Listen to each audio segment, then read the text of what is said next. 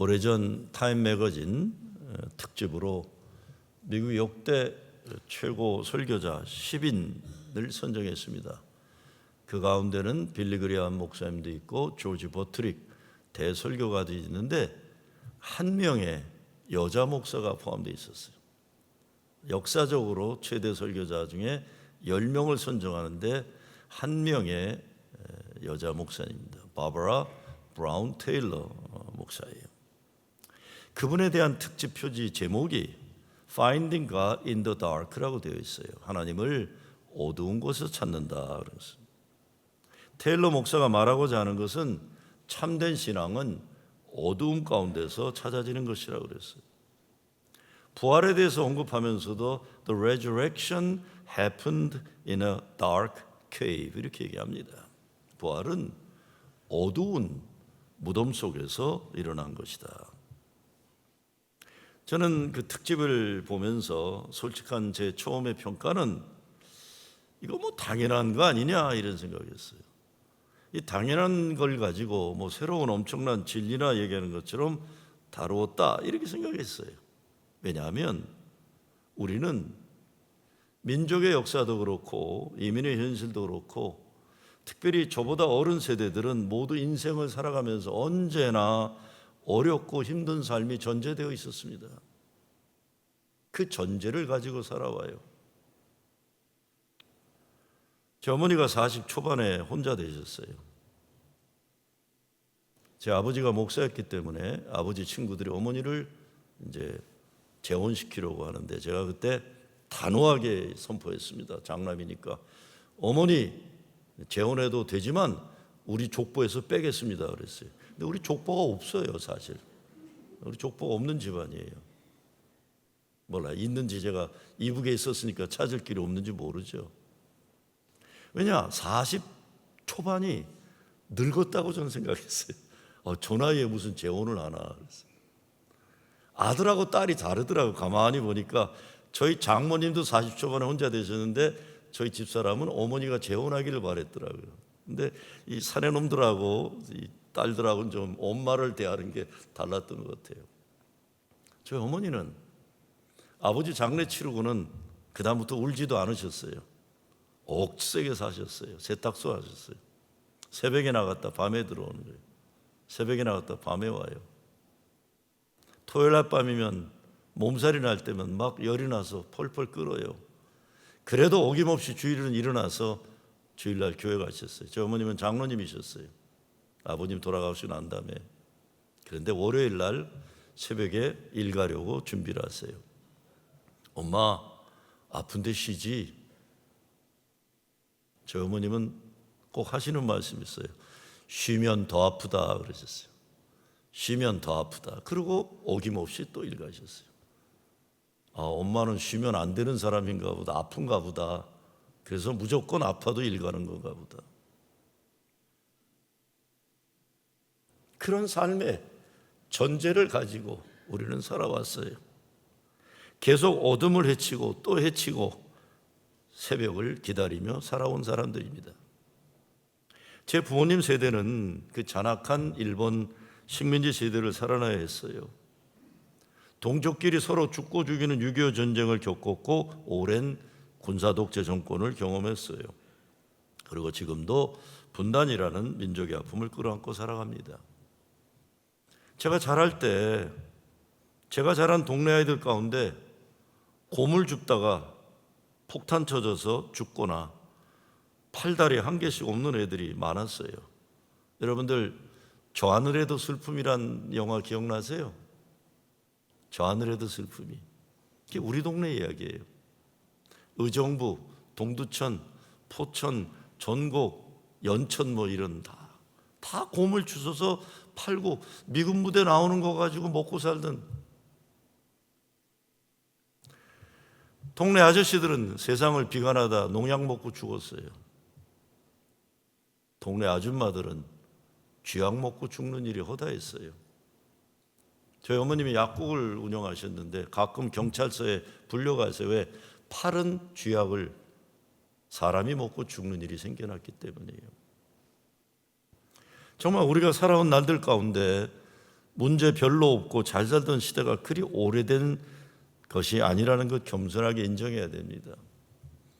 우리 대한민국 사람들 겸손해야 되는 겁니다. 우리가 대단히 잘나서 이렇게 대단하구나. 물론 잘나고 대단한 거 있겠지만 그런 시절이 그렇게 길었던 역사가 아닙니다. 우리 조국 대한민국 선진국 되었다고 하지만 아마 아직까지도 OECD 국가들 가운데 자살률이 제일 높은 나라예요. 우리는 작고 큰 무덤의 현실을 많이 보고 살아왔고 지금도 살아갑니다. 그러다 보니 가정은 가정대로 교회도 그렇고 세상에 크고 작은 무덤에서 죽음의 고통을 지금도 살아가는 일들이 참 많이 있습니다. 그러나 오랜 세월 무덤에서 살아온 사람들이기 때문에 거기에서 하나님 만나지 않으면 살 수가 없습니다. 그래서 우리나라 예수 믿는 사람들이 새벽 기도를 중요하게 여깁니다. 짧은 시 하나가 있었던 거 기억나요? 이런 거예요. 할머니 왜 교회에 가요? 울러 간다. 그거예요. 할머니 왜 교회에 가요? 울러 간다. 마음껏 울을 수 있는 자리가 새벽기도밖에 없었어요. 긴긴 어두운 깊은 밤을 지내했기 때문에 새벽에 도우시는 하나님 만나지 않으면 살 수가 없어서 그런 것이에요. 세상 어디에 가서도 제대로 울 수도 없었던 어렵고 힘들고 억울함을 예배당에서 무릎 꿇고 통곡하며 울어야 살 수 있었던 것입니다. 오늘 19절 말씀의 시작이 이날로 시작이 돼요.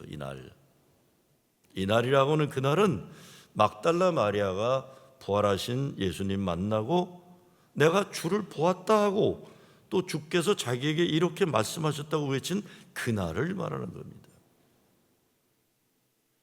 여자들은 예수님 만난 기쁨과 감격에 충만해서 여기저기 다니며 예수님 살아나셨다고 증거하는데 바로 그 다음 날이라는 거예요. 그날이라는 거예요.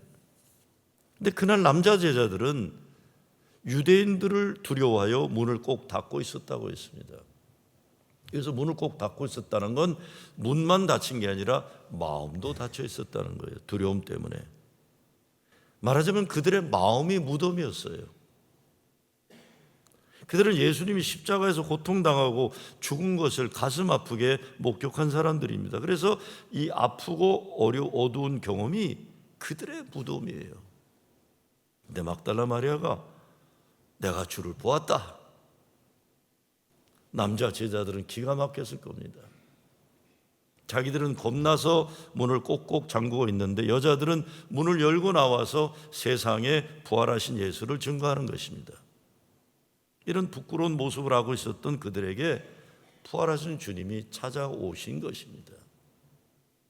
사람들은 자기의 무덤을 스스로 열지 못합니다.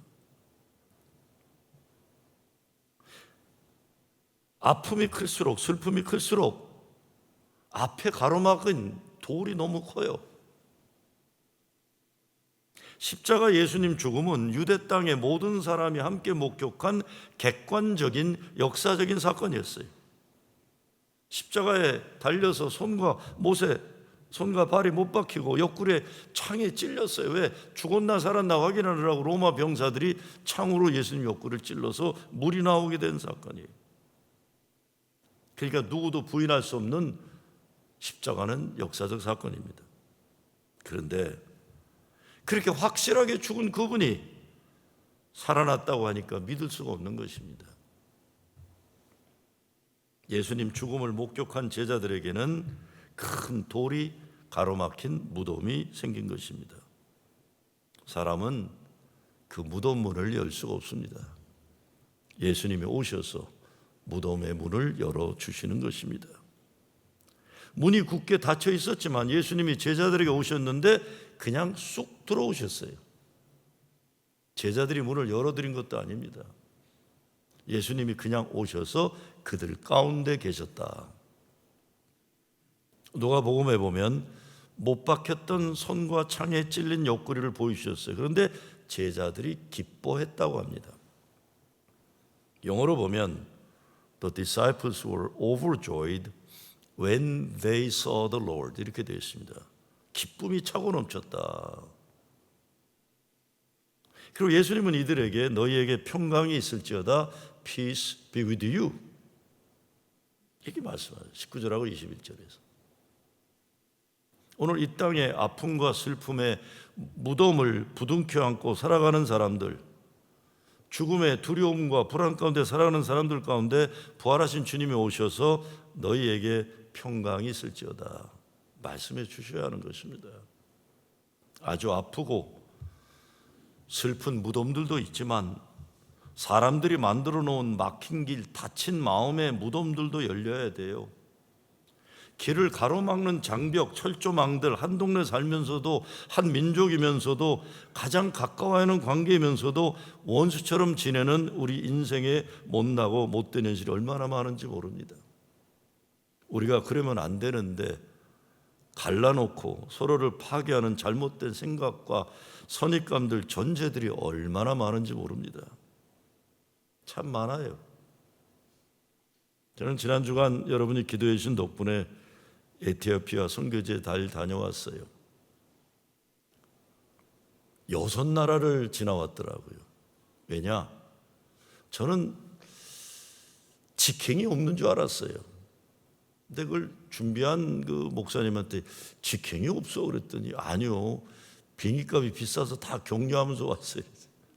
그러니까 고담 나라를 가는데 다 무슨 뭐 어디죠? 과타라는 데를 들리질 않나? 또 뭐 조단을 들리지 않나? 그러니까 주로 공항과 비행기 타는 시간이 반 이상을 잡아먹었어요. 야, 진짜 그렇게 길게 공항과 있어본 적이 생전 처음이에요. 6나라예요, 6나라. 정작 있어야 될 나라는 에티오피아고 오는 길에 근데 목사님 기뻐하십시오. 두바이에는 하루를 머물다 오겠습니다. 그래서 두바이가 뭐가 있는데 했더니 뭐 최고의 나라래요. 하여간 뭐 세계 최고의 뭐죠? 쇼핑몰이 있다고 그러는데 그래서 갔어요. 근데 우리 같은 서민이 살 수 있는 곳이 아니에요. 거기 물건을. 두바이 세계 최고 고급 쇼핑몰에 가서 우리는 라면 먹고 왔어요. 왜냐하면 딴 거 사 먹을 형편이 안 돼. 그랬더니 우리 이끌으신 목사님이 미안한지 사막에 한번 나가겠대요. 사막에 가야 되나 보다. 그러니까 흥분했어요. 근데 자동차가 사막 입구에 빠져갖고 나오지를 못했어요. 왜? 4x4 렌트를 안 하고 하루에 15불이라고 이 사람이 싼 뭐죠? 닛산 이게 그걸 샀으니까 들어가는 순간 빠져가지고 다 나와서 막 난 살다가 그렇게 모래바닥에 여러 번 자빠진 적 처음이에요. 근데 하여간 좋은 경험을 하고 왔어요. 자, 에티오피아 얘기하려고 하는 겁니다. 1억 2천만이 살아요. 근데 북한보다 가난해요. 일반 교사들 월급이 한 달에 100불이에요. 의사, 변호사가 200불, 300불인데 그러니까 직장이 있는 사람이라고 해도 하루벌이가 3불이에요. 3불. 근데 없는 사람이 대부분이에요. 커피는 생산이 되지만 천연 자원이 없고 땅도 비옥하지 않아서 농작물이 나지를 않아요. 그래서 다른 나라의 원조를 받아야만 삽니다.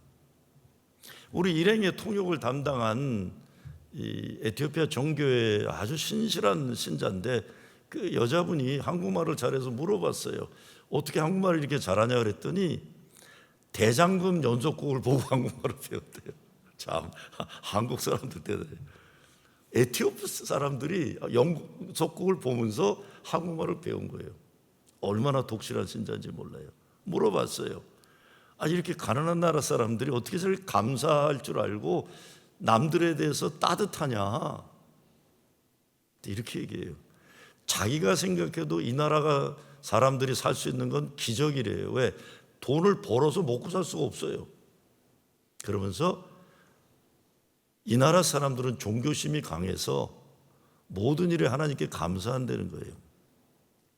23%가 개신교예요. 그러니까 3천만 명이 개신교예요. 에티오피아 종교회가 44%예요. 그리고 모슬렘이 31%예요. 그러니까 거의 전 국민이 하나님을 믿는 거예요. 어떤 하나님이냐?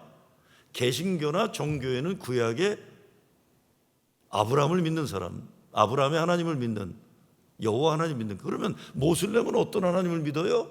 똑같은 아브라함의 하나님, 알라라고 부르지만 어떤 사람들은 뭐 알라는 여호와하고 다르다고 어쩌고 하는데 이게 다 똑같은 거예요. 아니라고 자꾸 차별하고 구별하려고 어거지 쓰는 거지, 똑같은 구약의 하나님이에요. 다 문제는 뭐냐? 그 나라 정부가 제일 많이 하는 일은 종교 간의 분쟁을 막는 일이래요. 종교심이 강해서 삶에 대해 긍정적이고 감사할 줄 알고 남에 대해서 자비로운데 신기하게 종교 간의 분쟁은 해결이 안 된대요. 그래서 정부가 하는 일은 가난을 해결하는 것도 아니고 아니래요. 종교 간의 분쟁을 막는 거래요. 상식적으로 그렇게 가난하면 종교 간 합력해서 가난을 물리치고 나라를 세우는 일이 하나 되어야 되는데, 같은 구약의 하나님을 믿는다고 하면서 개신교, 정교회, 모슬렘 모두 다 종교 분쟁이 나라의 큰 문제라는 거예요. 종교도 그렇고 정치적 견해도 그렇고 사람을 살리고 나라를 세우는 일에 쓰임받지 못하고 무너뜨리고 죽이는 일에 열심인 모든 것들, 우리가 살아가는 현실에서 풀고 열어나가야 하는 무덤들입니다. 이게 무덤들. 우리는 조금만 믿는 교리가 달라도 상대하면 안 되고 적대시하는 경우가 얼마나 많아요. 그러다 보니 우리들이 서로 높이 쌓는 담이 많아서 이것이 감옥이 되고 무덤이 되고 지옥이 되는 겁니다. 저는 이런 생각하면서 생각나는 가톨릭 예수의 신부가 한 사람이 있어요. 요번에 세상 떠난 프란체스코 교황이 예수회, 제수회시예요. 제수회 사람들은 서강대학교를 세운 어떻게 보면 가장 지적인 그 그룹이에요. 그 신부 중에 안정호 신부라고 있어요. 이름이 저하고 같아요. 성만 다르지. 그래서 저를 형님 목사님이라고 항상 불렀어요. 제가 애틀란타 섬기던 교회하고 그 안정호 신부가 본당 신부를 하던 아틀란타 천주교회하고 1년에 한 번씩 거북이 마라톤을 해가지고 뭐 몇만 불씩 모아가지고는 지역사회 봉사센터나 이런데 지원을 해서 아주 양쪽 교인들이 다 좋아하던 그런 그 프로그램을 했어요. 뭐 동네 목사들한테 욕도 많이 먹었어요. 뭐 잘난 체 한다. 그러니까 딴 거 아니에요. 왜 개신교가 카톨릭하고 뭘 하느냐, 잘난 체 한다.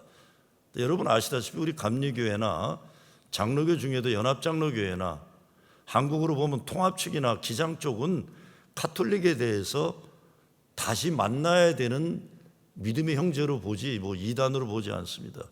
교황을 뭐 적그리스도나 이런 거로 우리 보지 않아요. 그런데 그렇지 않은 교단에서는 뭐 그거를 못마땅하게 여기죠. 그런데 양쪽 교회 교인들은 행복했어요. 어느 날인데 우리 교회 장로 아들이 그 천주교 교인 딸하고 이제 결혼을 한대요. 근데 천주교인들하고 결혼하면 대부분 결혼식은 천주교에서 해야 됩니다. 이것이 그 사람들의 법이에요. 그러니까 많은 경우 뺏겨요. 우리가 그쪽으로 뺏겨요. 그렇지만 결혼식 한다니까 우리 교인들하고 다 예배 드리러 갔어요. 이 카톨릭 교회 아는 분들은 알지만 앉았다 일어났다 정신이 하나도 없어요. 뭐 계속, 그리고 신부도 올라갔다 내려갔다 뭐 별걸 다 해요. 아이고 빨리 끝내지 왜 이렇게 오래 걸리나 그랬더니 갑자기 이 안정훈 신부가 주례사를 하는 시간인데 주례사를 시작하면서 이렇게 합니다. 여러분도 잘 아시겠지만 저는 남녀가 하나 되는 신비로움에 대해 전혀 경험이 없습니다. 왜냐하면 결혼을 한 적이 없잖아요, 신부가. 그런데 이 자리에 이 신비로움에 대해 잘 아는 목사님이 계시네요. 신랑 신부를 위한 주례 말씀은 김정호 목사님이 해주시길 바랍니다. 그래요. 나는 성경책도 안 들고 갔는데 당황해 있는데 갑자기 천주교 교인들이 막 소리 지르면서 박수 쳐서 우리 교인들도 빨리 나가라 그러는 바람에 뻘쭘하게 천주교 광대상에 섰어요. 그래서 주례사를 했죠. 뭐 그리고 예배 마친 다음에 안정호 신부한테 아니 안 신부 이러다가 이 천주교에서 쫓겨나는 거 아니냐 그랬어요. 이 쫓겨나면 감리교 목사 데려오라고 제가 이제 농담으로 했는데 쫓겨나진 않고 이제 그 해에 한국으로 돌아갔어요. 임기를 마치고. 그 신부가 몇 년 후에 미국에 와서 저를 찾아왔어요. 얼마나 반가운지 막 사람들이 이제 막 끌어안고 그러니까 이거 남자들끼리 왜 저러나 그럴 정도로 뭐 했냐? 자기가 은퇴한 노 신부들인데 요양원에 갈 정도는 아니고 치매기가 좀 있고 좀 불편한 외국인 신부님들을 담당하는 사역을 했다는 거예요. 왜? 미국에서 영어를 좀 썼다고 왔더니 외국인 은퇴한 목사 신부들을 이렇게 돌보는 일을 했다. 왜냐하면 치매기가 오면 40년이고 50년이고 남의 나라 살면서 한국말을 아주 잘하는데도 치매기가 오기 시작하면 옛날 모국어만 기억이 나고 배운 언어는 기억이 안 난대요. 영어를 다 못하는 거니까 한국말을 못하니까 영어로 이제 얘기하게 되는 거예요. 아주 고생 직사게 했대요. 몇 명이냐 그랬더니 6명인가인데 왜 그 6명 놓고 무슨 고생을 하냐 그랬더니 목사님 말도 마십시오 그래요. 식사를 드신 다음에도 밥 안 줬다고 화를 내고 자꾸 까먹으니까요. 커피를 드렸는데도 왜 나만 안 주냐고 따지고 그래서 자기 너무 힘들었다 그러는데 이거 견디기 어려울 서로 맨날 싸운대요. 또 신부들끼리 늙은 신부들끼리. 그래서 할 수 없이 가만히 그 동네를 보니까 노치원이라고 있더래요. 노치원. 유치원은 애들이 가는 데고 노치원은 노인네들이 가는 데래요. 그래서 거기를 안 가겠다는 외국인 은퇴 신부님들을 모시고 그걸 갔는데 가는 날부터 난리가 난 거예요. 너무 좋아하는 거예요. 너무 행복하대요. 한국 할머니들이 너무 이쁘다고. 그러니까 막 한국 할머니들이 이쁜데 더 기가 막힌 건 비구니 스님이 그러니까 여자 스님이 운영하는 노치원인데 이 비구니 스님이 탁월하게 예쁘고 또 자상하다는 거예요. 막 그 다음날도 가고 싶어갖고 그 다음날도 가고 싶어갖고 이렇게 행복한 적이 없었다는 거예요. 그런데 문제가 터졌어요. 어느 날 신부님 몇 명이 안 간다고 그러더래요. 왜 안 가냐 자세히 물어봤더니 이 한국 할머니들이 너무 예뻐가지고 행복하게 있다가 파킨슨 약 기운이 떨어져가지고 화장실을 가야 하는데 시간을 놓친 거예요. 그래서 일을 본 거예요. 예쁜 한국 할머니들한테도 망신이고 예쁜 비구니 스님한테도 망신이고 쪽팔려서 못 가겠다고 하는 거예요. 그거를 비구니 스님한테 전화해서 우리 신부님들 다시 가시면 절대로 그거 기억시켜주지 말고 잘 부탁한다고. 또 비구니 스님은 그 한국 할머니들한테 교육을 시킨 거예요. 이게 미국 할아버지들 다시 오면은 망신 주지 말고 다 이렇게 또 아무것도 없으면 사랑해 달라고. 제가 그랬어요. 그래서 다시 또 보내고 또 보내고 그런데요. 야 안신부 이거 책으로 써라. 안신부 이거 책으로 써라. 이게 무슨 말이에요? 어떻게 보면 가슴 아픈 이야기예요. 그렇죠? 근데 이게 바로 바바라 테일러 목사가 말하는 어둠 가운데서 하나님을 찾는 일을 하는 겁니다. 무덤에 있는 사람들을 어떤 형편이건 어두운 무덤 속에 자꾸 못 나오는 사람들을 또 끌어내고 또 끌어내가지고 사람들이 사는 곳으로 끌어내 가는 거예요.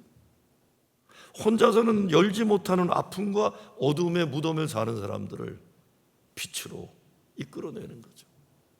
요번에 에티오피아 가서 1시간 정도 산골을 가는데 산골이 아니죠. 시골을 가는데 전기가 안 들어오는 시골이에요. 호벌판인데 여러분이 홍금한 거로 태양광판을 지붕 위에 세우고 뭐 한 서너 시간 난리치다가 갑자기 그 마지막 그 하는 사람이 이제 불이 들어오나 안 들어오나 시험합니다 그러고 다 예배당에 오라고 그랬더니 동네 애들부터 다 왔는데 하나 둘 셋하고 불을 켜니까 전기가 들어오는 거야. 막 춤추고 찬양하고 어른 애들이 그 에티오피아 사람들이 공중공중 뛰면서 노래를 하더라고요. 막 하는데 야, 이 빛이라는 게 이렇게 아름다운 것이구나. 어두운 무덤에 살던 사람들에게 동네 전체가 전기가 안 들어오니까요. 근데 여러분 헌금하신 거로 빛이 들어온 거예요. 야, 빛이 무덤 가운데 빛이 들어오는 게 이런 거구나. 막 애들 2살, 1살짜리들까지 다 공중공중 뛰는 거예요. 혼자는 열지 못하는 아픔, 가난해서 빛을 어둠 가운데 살아야 되는 사람들에게 빛이 밝혀지는 거예요. 부활하신 주님이 이를 위해서 우리 가운데 오시는 거죠. 그리고 제자들에게 다시 사명을 주시는 겁니다. 다시 사명을 주시는 거예요. 무덤 속에 있는 자들에게 무덤 바깥으로 나오라고 그러고, 자기 자신들의 죄 때문에 눌려있는 사람들에게 주님 십자가 보혈로 용서하심을 말씀해 주신 거고, 세상 사람들에게는 무시당하고 억압당하는 사람들이지만 하나님이 너를 천하보다 귀하게 사랑하신다는 그 복음을 증거하는 사명을 우리에게도 그렇게 하시고 우리에게 그 사명을 주시는 거죠. 26절을 보면 불안과 두려움 가운데 문을 꼭꼭 잠가가던 제자들의 현실에서 예수께서 오사 가운데 서서 가라사대 너희에게 평강이 있을지어다. Peace be with you. 잠겨있는 문은 현실이에요. 우리예요. 이제 제자들 가운데 부활하신 주님이 서 계신 겁니다.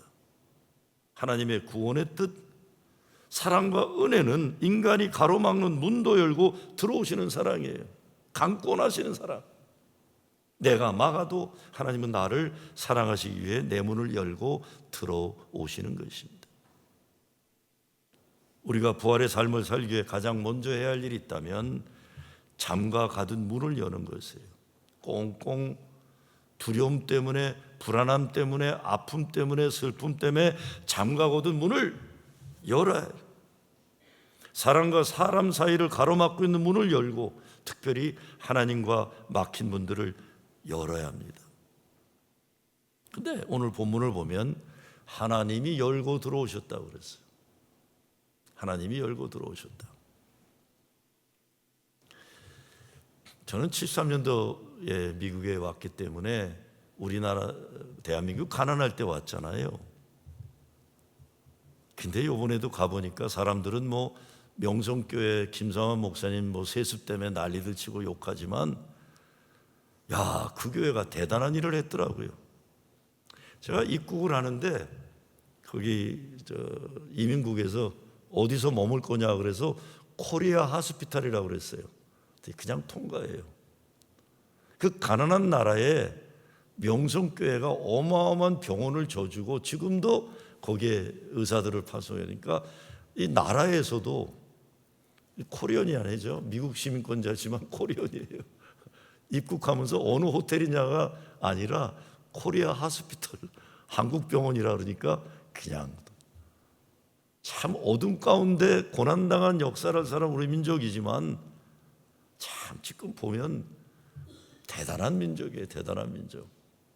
저는 뭐 우리 조선 사람들이 똑똑해서 실력이 있었다는 것도 인정하지만 저는 그것보다 제 경험으로 보면 어두운 역사에서 무릎 꿇고 새벽에 기도한 우리의 믿음의 선배들, 조상들이라고 저는 생각을 해요. 그렇지 않으면 설명하기 어려운 역사의 전환이에요. 우리도 무덤이 얼마나 깊고 슬픈 무덤을 살아온 민족입니까? 근데 기도하는 백성을 만드셔서 하나님이 다른 어둠 가운데 사는 민족들에게 빛을 주는 민족으로 사용하여 주시는 거예요. 그리고 내가 너희를 보내노라 하셨어요. 못나고 부족하기 짝이 없는 인간들이지만 우리를 다시 제자로 쓰시고 거룩한 소명을 주시기 위해 능력을 주시고 세상으로 보내요. 죽어 마땅한 벌받아야 할 인간들, 한심한 인간들인데 부활하신 주님이 찾아오셨고 이렇게 세워주시고 하나님 나라의 전도와 선교의 역사를 위해 보내신다는 것입니다. 얼마나 감사해요. 하나님의 일을 위해 쓰임받는다는 것, 인생의 거룩한 목적이 있다는 것 얼마나 행복한 일인지 모릅니다. 막달라 마리아 비천한 여자예요. 근데 그 여인을 하나님 나라의 일꾼으로 써주시는 거예요. 우리도 내 자신이 얼마나 잘났나 못났나 그런 거 중요하지 않습니다. 중요한 것은 주님이 우리를 찾아오셔 쓰시겠다는 거죠.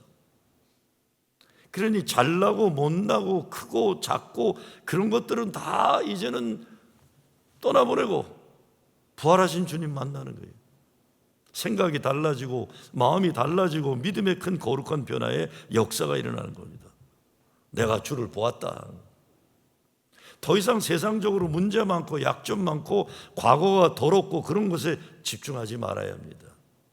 남에 대해서는 물론이지만 나에 대해서도 마찬가지예요. 부활하신 주님을 만난 사람은 전적으로 새롭게 주님으로 인해 거룩하게 변화된 사람이기 때문입니다. 내가 어떤 일에 앞으로 쓰임 받을 것인지 그것에 감사하고 순종할 뿐입니다.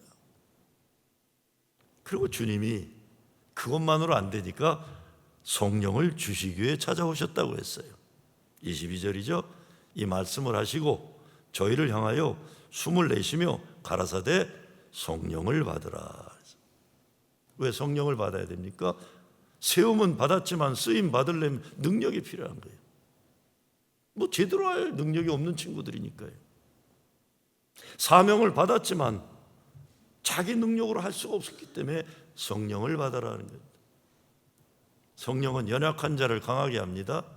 성령은 가슴을 뜨겁게 해서 사랑하게 합니다. 입을 열어 증거할 수 있도록 담대하게 합니다. 아픈 자를 찾아가 기도할 사랑의 마음을 줍니다. 이런 영혼에 대한 애통함이 있어요. 무엇보다 두려움에 떨던 제자들에게 평화를 허락해 주신 것입니다. 성령은 하나님의 호흡이에요. 하나님과 호흡하는 사람은 그래서 세상 것들로 인해서 인생의 중심이 좌지우지 당하지 않아요.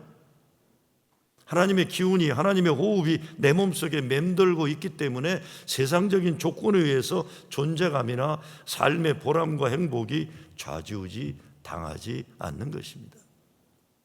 그래서 우리는 어떤 삶의 조건에서도 비굴하지 않고 하나님의 사람으로 살아간다는 거룩한 자존감을 가지는 것입니다. 그래서 에스겔 골짜기에 널려져 있던 아주 메마른 뼈들에게 성령의 바람이 불어와 하나님의 군대를 이루게 되는 역사가 오늘날 우리들에게도 일어나야 할 하나님의 역사인 것입니다. 우리 마음에 부활한 주님의 평화가 가득하면 세상 뭐가 우리에게 두렵게 하겠습니까? 부활하신 주님이 우리 가운데 서 계시면 든든한 겁니다. 여러분을 두렵게 하는 것들 때문에 마음의 문을 꼭 잠그고 살아왔다면 활짝 여시기 바랍니다. 우리는 때로 문을 잠그고 그 속에 있으면 덜 불안하다고 생각할 수도 있어요. 사람들 보는 것도 싫으니까 그냥 나 혼자 있고 싶어서 계속 더 깊은 어둠으로 우리가 들어가요. 근데 하나님이 열어주시는 축복과 은혜의 세계가 있다는 걸 잊지 말아야 합니다. 나와야 돼요. 나올 수 있도록 도와줘야 되는 겁니다. 신앙은 두려움의 문을 여는 것입니다. 의심과 불신의 문을 여는 거예요. 그리고 우리 마음에 부활하신 주님의 평화가 있으면 그 어느 것도 우리를 두렵게 하는 것이 없다는 것이죠. 여러분을 두렵게 하는 것들 때문에 마음의 문을 잠그고 살아온 분들이 있으면 여시기 바랍니다. 우린 때로 문을 잠그고 그 속에 있으면 이것이 세상 전부인지 착각하게 될 때가 참 많아요. 하나님 열어주시는 축복과 은혜의 세계가 항상 준비되어 있습니다. 부활하신 주님이 오셔서 실망하고 실패한 믿음의 인생을 사는 제자들을 다시 찾아주시는 계절입니다. 그 주님 만나서 여러분을 두렵게 하는 모든 죽음의 권세를 물리치고 승리하는 여러분 되시길 주의 이름으로 축원합니다.